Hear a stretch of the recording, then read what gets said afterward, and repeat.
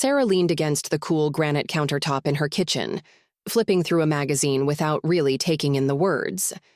It was an ordinary Tuesday evening in their modest home in the heart of a small town where everybody knew each other, or at least knew of each other.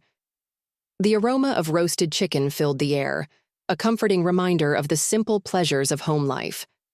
Her husband, John, was running late again, his new job at the local manufacturing company demanding more and more of his time.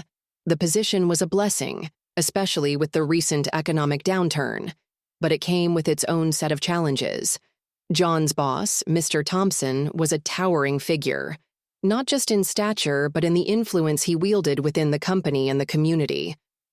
Sarah had only met him a couple of times, briefly at company events, and once when he had dropped John off at home after a late business meeting. Each encounter left her slightly uneasy. His presence was commanding, his voice deep and always filled with authority. John admired him greatly, often coming home with stories of Mr. Thompson's brilliance in handling complex deals and his strategic foresight. It was clear that Mr. Thompson played a pivotal role not just in the company, but in shaping John's career aspirations. Tonight, as the sun dipped below the horizon, casting long shadows through the kitchen window, Sarah's thoughts wandered to the upcoming company gala. It was all John had talked about for weeks. Mr. Thompson had personally invited them, stressing the importance of attending.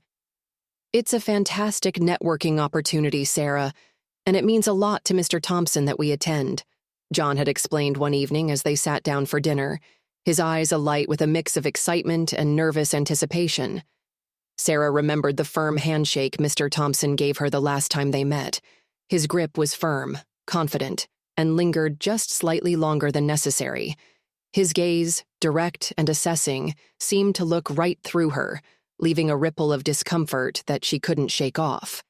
Yet, despite her reservations, she knew how much this meant to John. He was working hard to make a place for himself in the company, and Mr. Thompson's favor seemed crucial for his advancement. The sound of the front door opening snapped Sarah out of her reverie. John stepped in, a weary smile on his face, his briefcase in one hand and his jacket in the other. "Sorry I'm late, honey," he called out as he hung his jacket on the rack. Mr. Thompson wanted to go over the quarterly reports one more time before the meeting tomorrow. "It's all right," Sarah replied, forcing a smile as she turned to greet him. "Dinner's ready. Let's eat." As they sat down to eat, the conversation inevitably turned to the gala again. John was eager, his voice animated as he discussed his hopes for the evening. "Mr. Thompson mentioned he's looking forward to you joining us, Sarah. He thinks highly of family values and likes to see team members supported at home." Sarah nodded, her smile a mask hiding her anxiety. She listened, trying to share John's enthusiasm, yet the thought of spending an evening under Mr. Thompson's intense scrutiny was disconcerting. But she loved John, and supporting him meant stepping into this social arena, regardless of her personal misgivings. The evening wound down with plans for the gala, discussions of what to wear, and what topics might come up in conversations with Mr. Thompson and other company executives. As John cleared the dishes and Sarah made notes of things to prepare for the upcoming event, she felt a mix of pride and apprehension. This gala, she realized, was more than just a social gathering. It was a stepping stone for John's future at the company, under the watchful eyes of Mr. Thompson. The day of the gala arrived faster than Sarah had anticipated. As she stood in front of the mirror adjusting her dress, a flutter of nerves danced in her stomach. It wasn't just any dress, but one that John had enthusiastically chosen for her, a deep blue that matched her eyes, elegant yet modest. The anticipation of the evening was palpable, and as much as she wanted to feel excited, her thoughts were clouded by her unease about Mr. Thompson. John, bustling around the bedroom, was a bundle of nerves and excitement. He adjusted his tie for the third time, checked his watch, and looked over at Sarah with a reassuring smile. "You look beautiful, Sarah. This is going to be a great night for us," he said, his voice full of hope and aspiration. Sarah managed a smile, her heart heavy. "I hope so, John. I really do," she replied, her voice barely above a whisper. She turned back to the mirror, her reflection staring back at her, a mix of elegance and forced confidence. As they drove to the venue, the car filled with John's chatter about potential promotions and the projects he hoped to discuss with Mr. Thompson. Sarah nodded along, her responses automatic. The city lights blurred past as they neared the downtown area, where the gala was being held at one of the most prestigious hotels. Upon arrival, the valet opened their car doors, and they were immediately swept up in the buzz of the event. The lobby was lavishly decorated, sparkling with lights and adorned with floral arrangements. The hum of conversations filled the air, a mingling of laughter, clinking glasses, and the soft undertones of a jazz band playing in the background. John took her hand, leading her through the crowd, his eyes scanning the room for Mr. Thompson. Sarah's heart raced as she adjusted her clutch, her other hand gripping John's. Then, there he was, Mr. Thompson, larger than life, surrounded by a group of well-dressed attendees. His laugh boomed over the murmur of the crowd, and he looked up, his gaze finding John and Sarah approaching. "John, and the lovely Sarah," Mr. Thompson exclaimed, his voice commanding yet warm. He stepped forward, taking Sarah's hand in both of his eyes locking onto hers a moment too long. "I'm so glad you could make it. This evening is just as much about family as it is about our company's success." Sarah smiled, her stomach tightening. "Thank you for having us," she said, her voice steady despite the butterflies. As Mr. Thompson turned to introduce them to another couple, Sarah felt his hand briefly touch the small of her back, a gesture that seemed friendly but lingered uncomfortably. She shifted slightly, stepping closer to John, seeking his presence as a shield. Throughout the evening, as they moved from group to group, Sarah felt Mr. Thompson's eyes on her more than once, his gaze unsettling. Each time, she returned his look with a polite nod, her demeanor composed yet distant. John, blissfully unaware, was soaking in every moment, every conversation fueling his ambition and dreams. The night wore on, a blur of faces, names, and polite conversations. Sarah played her part well, her laughter light, her applause at speeches timely. Yet beneath the surface, her apprehension grew, each of Mr. Thompson's glances weaving a thread of distress through the fabric of the evening. As they finally said their goodbyes, John bubbling with enthusiasm from the night's interactions, Sarah felt a mix of relief and unease. The night was over, but the weight of Mr. Thompson's attention lingered, a shadow over what should have been a shining evening. Throughout the evening, the atmosphere of the gala was electric, with industry leaders mingling, sharing insights, and toasting to recent successes. John was in his element, moving from one group to another, a broad smile never leaving his face as he discussed potential projects and innovations. Every so often, he would look over to Sarah, giving her a thumbs up, signaling how well things were going. Sarah tried to match his enthusiasm, but it was a struggle. Mr. Thompson's attention to her was flattering at first, yet increasingly uncomfortable as the night progressed. He complimented her on her dress and how well she complimented John, making such remarks in front of others, which should have felt benign, yet somehow didn't. His words were always accompanied by a touch, a hand at the small of her back, an arm gently brushing against hers. These gestures, meant perhaps to reassure, only served to heighten Sarah's discomfort. As the evening unfolded, Mr. Thompson asked Sarah about her interests, her family, and her views on the community projects supported by the company. His questions were probing, seemingly innocent, yet Sarah felt a calculated undercurrent behind them. Each answer she gave was met with keen interest and nods of approval, as if he were assessing more than her words. The situation escalated when Mr. Thompson suggested that Sarah should get more involved in the company's community projects. "You have such a keen mind for these things, Sarah. I'm sure you could bring a lot of value," he said, his voice persuasive. It was a proposal that would normally excite her, but the way he looked at her as he said it, his gaze intense and unyielding, made her uneasy.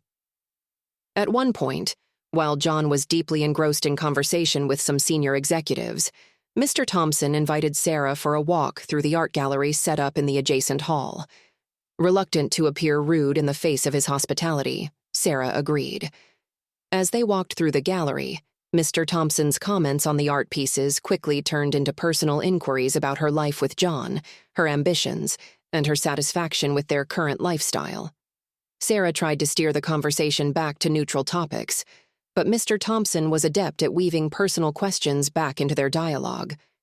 When he lightly touched the small of her back again to guide her closer to an artwork, Sarah tensed up, the touch lingering too long to be considered casual. She excused herself, mentioning she needed to check in with John, and quickly returned to the bustling crowd, feeling safer in the anonymity it provided. For the remainder of the night, Sarah made sure to stay close to John or in groups, avoiding any one-on-one interaction with Mr. Thompson. Despite the lively music and the laughter around her, Sarah felt a cold dread settling over her, a stark contrast to the warm smiles and handshakes being exchanged freely around her. The gala, a supposed celebration, had morphed into a tightrope walk of dodging unwelcome advances and maintaining a facade of normalcy. As they finally left, Sarah breathed a sigh of relief, the cool night air a balm to her frayed nerves. Yet the car ride home was quiet, John buzzing with the night's successes, oblivious to the turmoil that had churned inside Sarah throughout the evening. Gathering her courage, Sarah decided it was time to address the discomfort Mr. Thompson's advances were causing her. She found him alone, briefly separated from the crowd of colleagues and business partners. Taking a deep breath, she approached him, her mind racing with the words she had rehearsed. "Mr. Thompson, may I have a word?" she asked, her voice steady despite the butterflies in her stomach. He turned, his expression one of mild surprise, nodding as he stepped aside to a quieter corner. "Of course, Sarah. What's on your mind?" His tone was friendly, open, yet Sarah detected the undercurrent of authority that always seemed to be present in his voice. "I wanted to talk to you about this evening. I appreciate your hospitality and the interest you've shown in me being more involved in the company's projects. However, some of your actions have made me uncomfortable," she started, trying to keep her voice even. Mr. Thompson's eyebrows rose slightly. "Uncomfortable? I'm not sure I follow," he said, his tone remaining calm, but his eyes narrowing slightly. "The way you've touched me several times tonight and the personal questions, it's more attention than I'm comfortable with. It makes me feel... well, it's just too much," Sarah explained, her hands clasped tightly in front of her. Mr. Thompson looked at her for a long moment, then let out a slow breath. "Sarah, I assure you, any attention I've given you was meant in the spirit of kindness and professional interest. If I've crossed a line, I apologize. It was certainly not my intention to make you feel uneasy." Sarah nodded, wanting to believe him but still feeling the weight of his gaze, the power behind his words. "Thank you for understanding. I just think it's important for us to keep our interactions professional." "Absolutely, Sarah," Mr. Thompson agreed quickly. "Professionalism is paramount, of course. I hope this doesn't affect John's prospects with the company. He's a valuable member of our team." His mention of John was casual, but Sarah caught the implication behind it, a subtle reminder of the stakes involved. Her heart sank as she realized the complexity of the situation. Mr. Thompson was not just a man who had made her uncomfortable. He was her husband's boss, the man who could influence John's future. "Thank you, Mr. Thompson. I appreciate your understanding," Sarah said, her voice a little firmer now that she had made her point. "Of course, let's put this behind us and focus on the success of the company, shall we?" Mr. Thompson's smile returned, as if the matter was settled. The brief tension dissolved as quickly as it had emerged. As Sarah walked away, the tightness in her chest eased slightly, but a new worry took its place. She wondered if she had done the right thing, if her words would have any repercussions. For John. She felt more alone than ever, caught between protecting her comfort and supporting her husband's career. The complexity of her feelings clouded her relief, leaving her to ponder the true cost of speaking up. After the gala, the quiet of the night offered no relief to Sarah. The echoes of the evening's conversations mingled with her swirling thoughts, creating a restless panorama that kept sleep at bay. In the dim light of their bedroom, she watched John, who, exhausted from the night's revelries, had fallen into a deep sleep almost immediately upon their return. Sarah envied his ease, the simple rhythm of his breathing, so starkly contrasted with the turmoil within her. She considered her options. Telling John about Mr. Thompson's behavior seemed like the most straightforward solution, but she hesitated. She knew how much John respected his boss and how important his career was to both of their futures. Would he believe her? And even if he did, what would he be able to do about it? The risk of damaging his career loomed large, a threatening cloud over their shared dreams and plans. Turning these thoughts over in her mind, Sarah decided to reach out to her closest friend, Anne. She picked up her phone and sent a message asking if she could talk. Anne, always a source of comfort and pragmatic advice, replied instantly. They arranged to meet the next morning for coffee, a neutral space where Sarah felt she could open up about what had happened. Sitting across from Anne in the cozy corner of their favorite cafe, Sarah recounted the evening, carefully detailing each interaction with Mr. Thompson. Anne listened intently, her brow furrowed, a supportive hand reaching across the table to squeeze Sarah's from time to time. When Sarah finished, there was a brief silence, a moment of shared indignation before Anne spoke. "You need to document every interaction, Sarah. Write down everything while it's still fresh," Anne suggested with a firm nod. "And you might need to bring this to the company's HR if it continues. Or even better, John should be part of this conversation if you decide to confront Mr. Thompson again." Sarah nodded, the idea of documentation giving her a semblance of control. Anne's advice was practical and gave her a plan that didn't involve immediately disrupting John's position within the company. They spent the next part of their meeting discussing potential steps Sarah could take, outlining who else might be brought into the conversation and how to approach John with the subject. "It's important that John understands this from your perspective," Anne said as they wrapped up their meeting.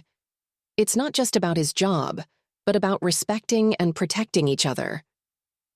Grateful for Anne's support and clear-headed strategies, Sarah felt a little stronger, a bit more prepared for the difficult conversations ahead. She knew the path forward would be challenging, but having a plan in place provided a small island of certainty in the choppy waters of uncertainty that had filled her since the gala. As she left the cafe, her resolve was firm. She would start by writing everything down as Anne had suggested, then find the right moment to talk to John, armed with the facts and supported by the clarity of her friend's advice. The next steps would be cautious, calculated, and absolutely necessary.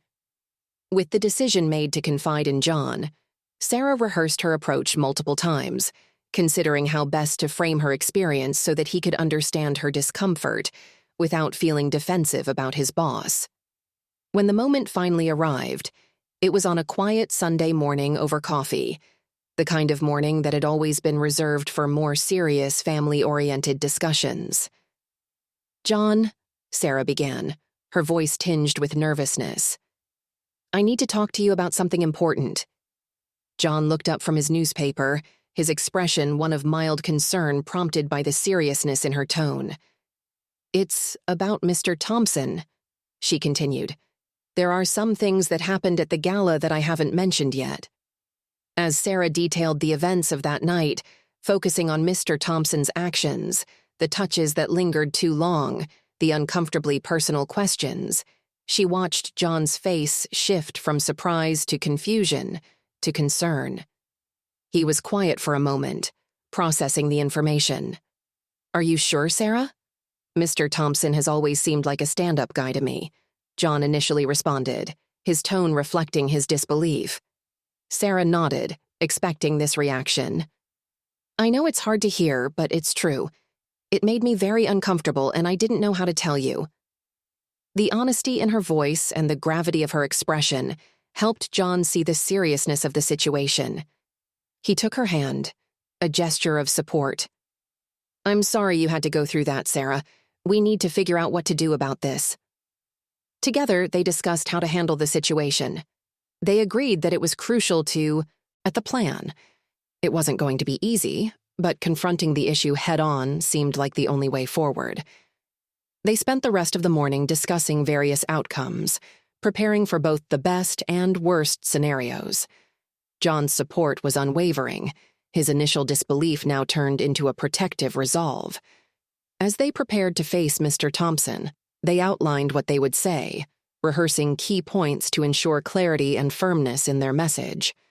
"We need to be united in this," John said, his determination clear. "No matter what happens, we tackle this together." Feeling fortified by their plan, Sarah and John approached the upcoming confrontation with a sense of preparedness. They were a team, ready to stand up for respect and decency in their professional and personal lives. The thought of facing Mr. Thompson was daunting, but necessary, and they were ready to defend their boundaries and ensure such an incident never occurred again. The meeting with Mr. Thompson was brief but intense.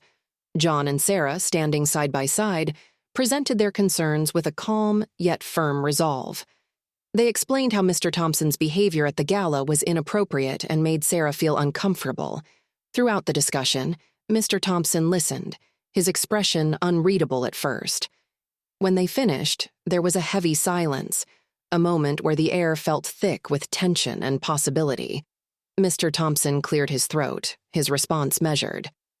"I see," he began. "I didn't realize my actions were perceived that way. It was never my intention to make you uncomfortable, Sarah."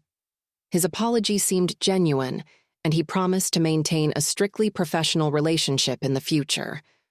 More than that, he acknowledged the need for a clearer understanding of boundaries within the workplace and committed to upholding a respectful environment for all employees. John and Sarah left the meeting with a mixture of emotions. There was relief that Mr. Thompson had taken their concerns seriously and promised change, but also an underlying worry about potential subtle repercussions in John's career. However, as days turned into weeks, it became apparent that Mr. Thompson was true to his word. The dynamics at John's workplace began to shift subtly. There was a new emphasis on respect and professionalism that hadn't been as pronounced before. This experience, though challenging, brought John and Sarah closer together. It had forced them to navigate a difficult situation as a team, to support each other through uncertainty and fear. They found strength in their unity, a deeper understanding of each other's values and vulnerabilities. The ordeal also sparked conversations about their future, about not taking one another for granted, and about always standing up for what was right, no matter the potential cost to their comfort or even career prospects. Reflecting on everything that had happened, Sarah felt a newfound confidence, both in herself and in her partnership with John. They had faced a significant challenge and emerged stronger. This incident had taught them the importance of communication, not just with each other, but also in confronting issues head-on, no matter how daunting. As they planned for the future, John and Sarah were more determined than ever to support each other's aspirations and well-being, knowing that together they could face any challenge that came their way. The lessons learned from this episode would guide them in all aspects of life, reinforcing their commitment to mutual respect, understanding, and advocacy for one another and for those around them. The events had indeed shifted their perspective, encouraging them not just to react to life as it happened, but to actively shape the environment around them in ways that reflected their values. They were more involved in community and workplace initiatives than ever before, driven by a desire to foster environments where respect and professionalism were cornerstones of the culture. With this renewed sense of purpose, Sarah and John looked forward to a future where they could make a difference together, upholding the dignity of everyone in their sphere of influence.